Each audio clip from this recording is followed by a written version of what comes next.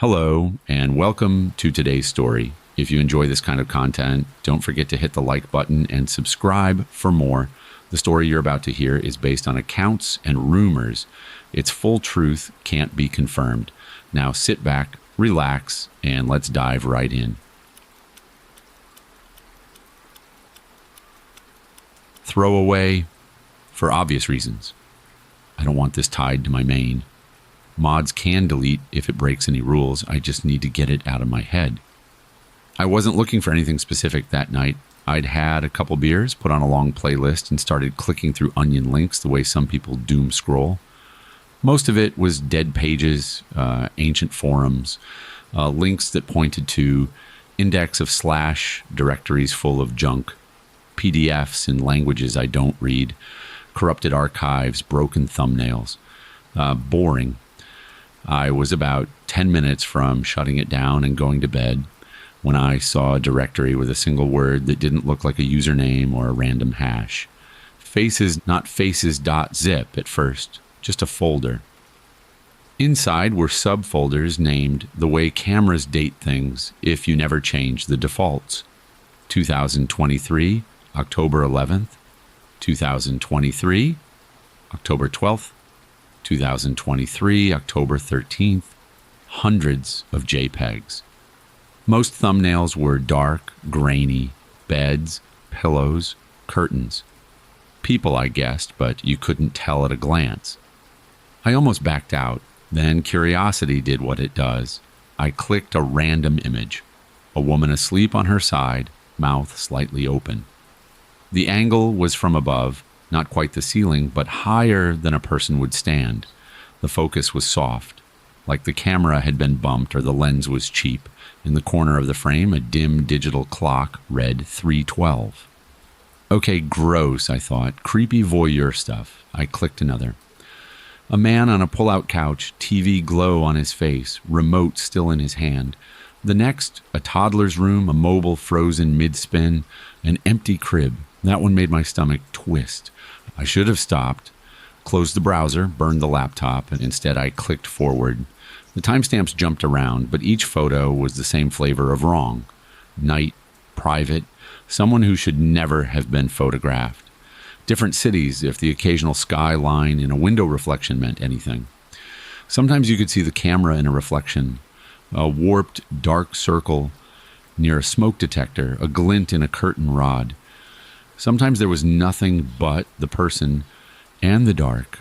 When I hit a folder named for a date, I recognized 2024_217. I felt a little cold. It was my birthday. I clicked without thinking. The first image in that folder was a bedroom with gray walls and a slanted ceiling. A cheap dresser doubled in a mirror.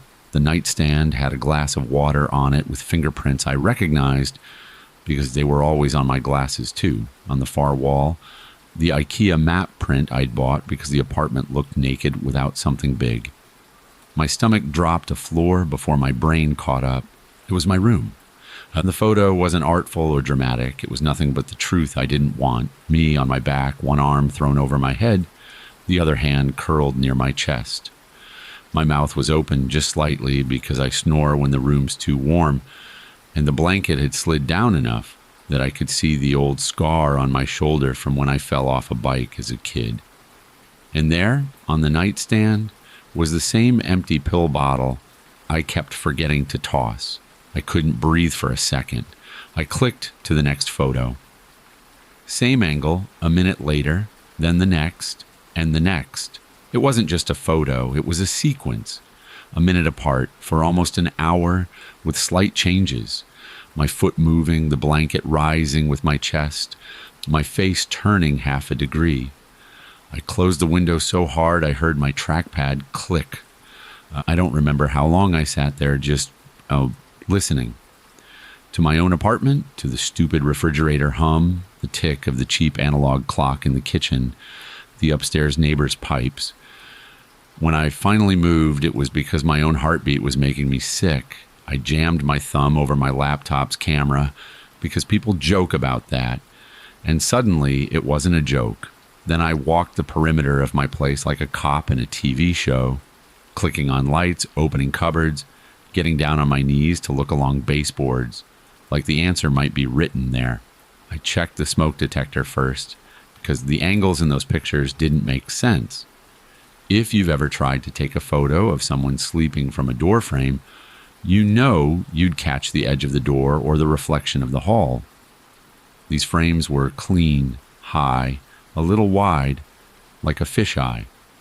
My smoke detector was new, or newish.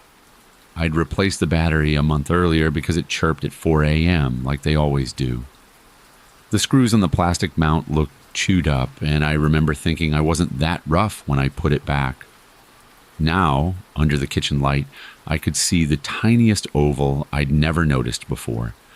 A pinprick hole in the face of the detector, not centered, a millimeter off the seam. I pulled a chair over and twisted the unit free. It didn't come down like I expected.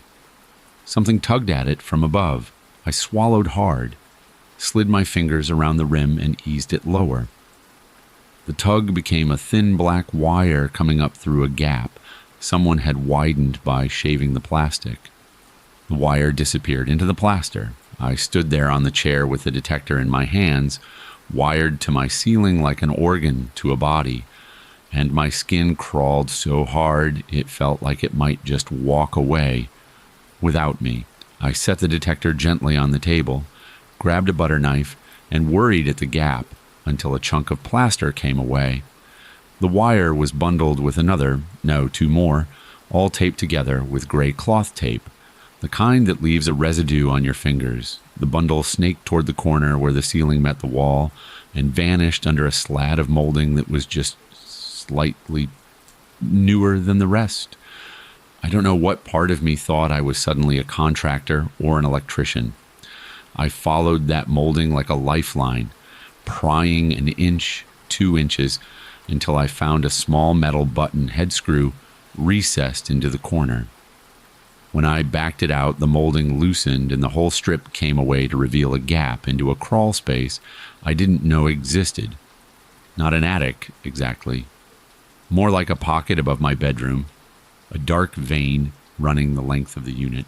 "Hello," I said, because my brain had already sprinted off without me and left my mouth to fend for itself. My voice sounded wrong in that space, like it didn't belong in my own home.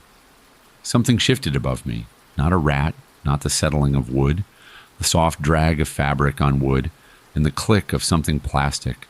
I jumped off the chair so hard I banged my hip on the kitchen table. My hands shook uncontrollably while I locked the bedroom door. The same bedroom I was suddenly convinced I'd never sleep safely in again. I grabbed my keys, my wallet, my laptop, and left the apartment without bothering with a coat. The hall outside smelled like bleach and someone else's dinner. I took the stairs 2 at a time, burst into the cold, and stood on the sidewalk with my breath ghosting in front of me. And from there, everything went procedural, because that's what you do when your brain is trying not to fold. I called the non-emergency line first, then immediately hung up and dialed 911 because we found a wire in the ceiling that might be a camera feeding someone's pervert archive option.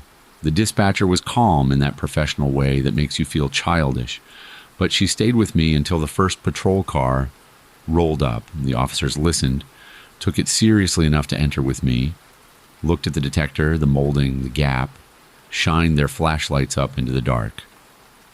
"Could be a security system," one of them said, which was the kind of answer you give when you'd like something to be normal so it doesn't ruin your night. "I live alone," I said. "No system." "I didn't install that." They found the bundle's terminus 10 minutes later behind the baseboard at the far wall. A fingernail-sized board with a micro SD slot and a little hinged antenna, gaffer taped to drywall. The card was in the slot. The younger officer looked at it like it might bite him and then slid it free with the end of a pen. "We'll take this," he said. "You should call your landlord in the morning." They were kind, but there's a limit to how much a pair of uniforms can do at 2 a.m. with a hole in your ceiling. They offered to walk the building. They did, and found nothing obvious. No pry door, no broken window, no footprints on fire escapes powdered with dust. They told me to consider staying with a friend. They told me to keep my doors locked. They left me with a case number and the feeling that I had stepped off the map and into a white space where advice becomes vague, and daylight is supposed to fix things. I didn't sleep there that night. I didn't sleep there for the next 3. On the second day, my landlord came with a handyman who smelled like cigarettes and skepticism. We took down the rest of the corner molding. The gap ran over the shared wall with apartment 2B, which had been empty for 6 months. The landlord swore it was empty. He held up the keys and shook them like that meant something. The handyman jimmied the crawlspace access wider and slid his phone up with the flashlight on to snap pictures. A narrow wooden channel, maybe 8 inches high, a few dust bunnies, a couple of wood screws, and at the far end, a patch of drywall that didn't match the rest, like someone had opened it and closed it again with new sheet. Previous owner must have run cable up here, the landlord said, even though the building predated cable by several decades. I told him about the SD card. He went very quiet then, did some landlord calculus, and promised to change the locks, to put a camera in the hall, to get it handled. None of the promises felt heavy enough to anchor me. That night, I slept on a friend's couch. In the morning, there was a padded envelope under my apartment door when I came back to grab clothes. No stamps, no postmark. My name written in block letters. Inside, a cheap, unbranded USB thumb drive with a red plastic body and a silver swivel cover. It rattled when I shook it, like the casing wasn't assembled quite right. There was no note. Every reasonable synapse I had fired off the same advice: don't plug it in. If you've spent any time in the places I'd spent time 2 nights earlier, you know better. You know about rubber duckies, about HD spoofing, about auto run, about scripts that eat your machine from the boot record up. I took it to the library. That's the kind of decision you make when your fear is warring with your guilt about not doing anything at all. I wiped the librarian's public use PC with the little tool they run, sat in a corner where the cameras could see me, and plugged the drive into the front USB port like I was disarming a bomb with a stick. 2 folders popped up. One was named /me. The other was /faces/. There is no sound your body makes for that kind of dread. It's like your organs learn a new note and hold it long enough to bruise you from the inside. In me, there were 3 files. 2024_02_02_03.jbapg. The first angle I'd seen online. 2024_217_224.jpg. The next minute. 2024_2020_0158.mp4. A video. The date on the video was 2 nights ago. The night after I found the wire, the night I didn't sleep there. I clicked it anyway, because what else was I going to do? The screen filled with my bedroom in grayscale. The frame was wide, fisheye, high, the same wrong angle. The bed was empty. The camera was on, watching nothing. For 20 seconds, nothing happened. I started to think it was a taunt. Look, we were here. Look, we are patient. Then the door on the frame's right eased open an inch. A hand entered the shot, gloved nitrile blue, shining silver in night vision, and a person leaned in, just enough for the brim of a baseball cap to edge into view. They set a small object on my nightstand. They adjusted it so it faced the bed that wasn't occupied. Then they looked at the camera, full on, and lifted a hand in a little wave, wrist loose, friendly, like you do to a baby. Their face was covered by a blank white mask. No features, the kind you buy at craft stores. The mouth line had been cut wider and sewn back together with black thread in 5 clumsy stitches. The person backed out, the door closed.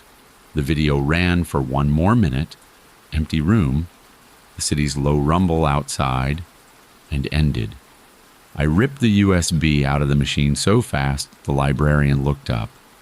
I dropped it in the return slot for DVDs without thinking, then dug it back out because I now the idea of leaving it in the world felt worse than keeping it. I told myself I'd take it to the police. I told myself a lot of things. On the walk back, I checked the hallway camera my landlord had installed. It was an Amazon doorbell unit that chimed when someone walked by.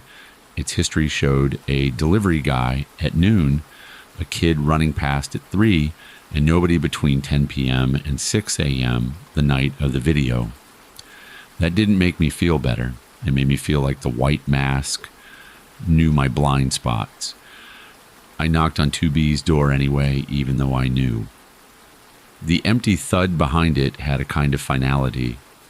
I leaned my head against the cool paint for a second and breathed, and in the corner of my eye, the edge of the baseboard looked the same wrong color as the patch in the crawl space.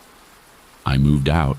People say that like it's a cure, like changing walls saves you. It doesn't. It just gives you new geography to learn to distrust. In the new place, I put cheap painter's tape over every device with a lens. I bought a smoke detector from a hardware store in cash and wrote on it in permanent marker so I'd know if anyone swapped it. I kept the old USB in a Ziploc bag in my freezer because it felt like if I threw it away, I'd wake up to find another under the door. The police took a copy of the files. They took my statement. They gave me the rhythm of bureaucracy. We'll be in touch. 3 weeks later, on a Tuesday, I checked the Onion link again because I'm an idiot, because curiosity is a leash, because fear is a habit you feed until it sits. When you say sit, the Faces folder was gone. The directory listed only a single file with no extension and a name that was a hash long enough to mean nothing. I clicked it. My screen flashed white and then displayed a single line of text on a black background. You moved, good sleeper. I closed the laptop so hard I heard the hinge complain. I took it into the shower with me because standing under hot water with a computer you don't trust is just the shape of my life now. When I got out, the message was gone. The browser had crashed. The error report didn't load. That night, the hallway outside my new place smelled like someone had been cleaning lemongrass and chemicals. There was nothing under my door, no envelope, no card. I slept with the light on for the first time since I was a kid, and when I finally drifted off near dawn, a sound woke me that wasn't a sound at all, the absence of the refrigerator hum, the click of the compressor turning off. In the hush that came after, I heard a soft plastic tap from the living room. Not a knock exactly. The sound of something small and hollow being set gently on a wooden table.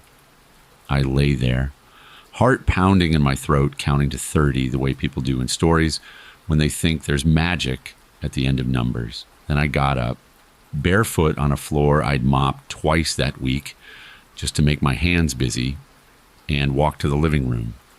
On the coffee table, a thumb drive, same cheap red plastic, same silver swivel. No note. I didn't touch it.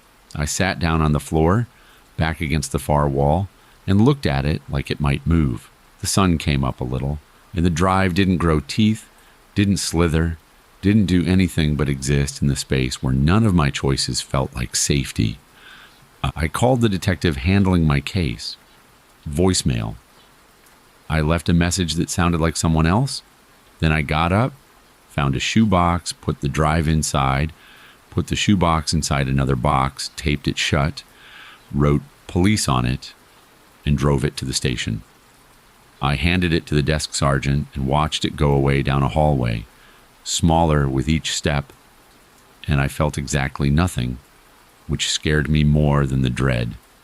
Numbness is a kind of surrender. That night I dreamed of the white mask and the 5 stitches.